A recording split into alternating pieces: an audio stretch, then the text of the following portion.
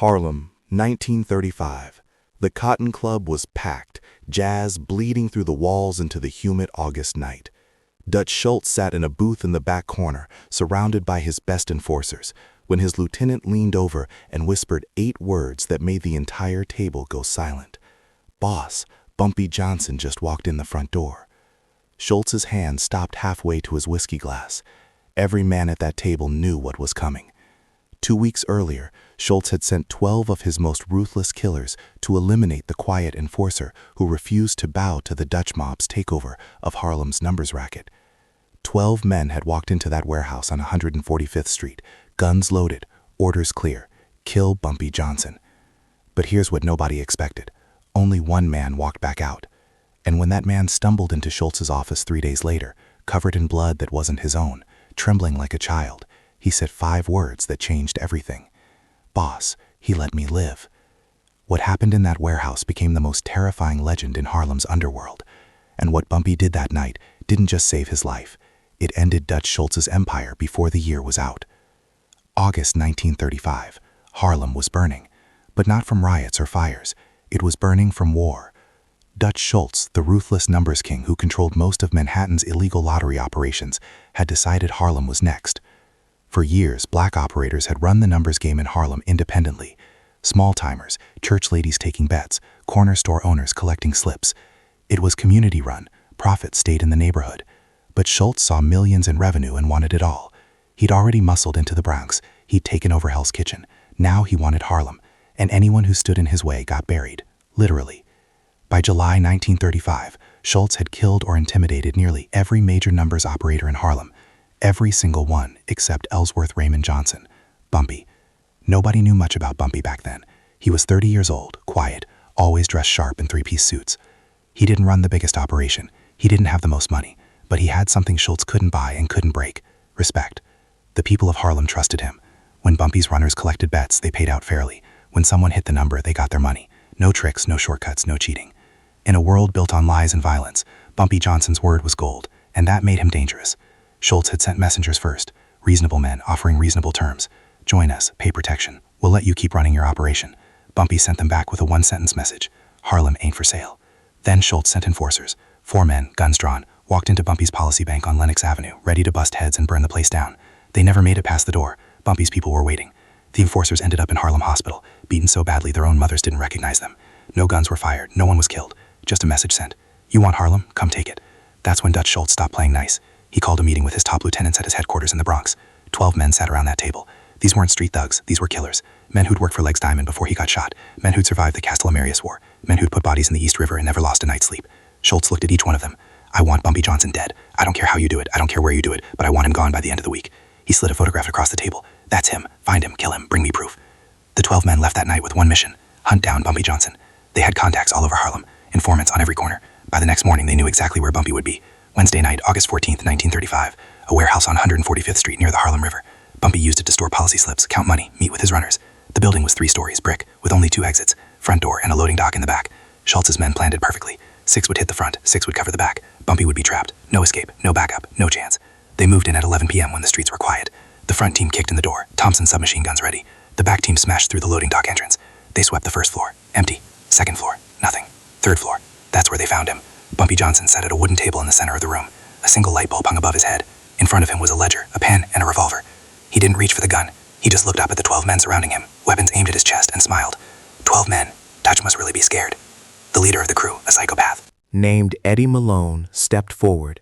He was Schultz's most trusted killer, a man who'd murdered at least 20 people and bragged about it. "You got jokes, Bumpy. You won't be laughing in a minute." Bumpy leaned back in his chair, completely calm. "You think Dutch sent enough men, Eddie? Maybe he should have sent 20. Eddie raised his Thompson. "Any last words?" Bumpy nodded slowly. "Yeah. Look behind you." It was a classic line, the kind of thing desperate men say before they die. Eddie didn't even flinch. He'd heard it 100 times. But then one of his men screamed. Eddie spun around. Every window in that warehouse, every shadow, every doorway was filled. 30 men, 40, maybe more. All of them armed, all of them silent, all of them waiting. Bumpy's voice cut through the tension like a blade. You walked into my neighborhood, my streets, my building, and you thought I'd be here alone? He stood up slowly, hands empty, making no move toward his gun. See, that's the difference between you and me. You came here to kill one man. I came here to teach 12 men a lesson. Eddie's crew was surrounded, outgunned, outnumbered, trapped. But Eddie was too proud, too stupid, or too loyal to Schultz to back down. He swung his Thompson toward Bumpy. That's when Bumpy moved. For a man known for being quiet and calculated, he was fast, shockingly fast. He grabbed the edge of the table and flipped it forward, slamming it into Eddie's chest. The Thompson fired, bullets tearing through the ceiling. Before Eddie could recover, Bumpy was on him. One punch to the throat, Eddie dropped. The other 11 men raised their weapons, but Bumpy's crew opened fire, not to kill, to disarm. Bullets shredded the floor around their feet, shot the guns out of their hands, pinned them against the walls. Within 30 seconds, all 12 of Schultz's killers were on the ground, disarmed, bleeding, and surrounded. Bumpy stood in the center of the room, breathing hard, his suit still perfectly pressed.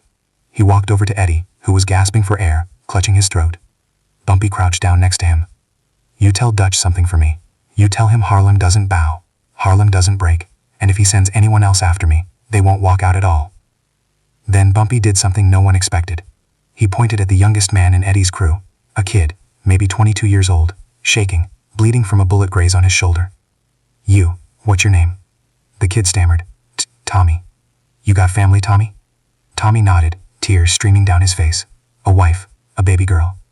Bumpy stood up, walked over to him, and pulled him to his feet. You're going home tonight. You're going to tell Dutch Schultz exactly what happened here, and then you're going to quit.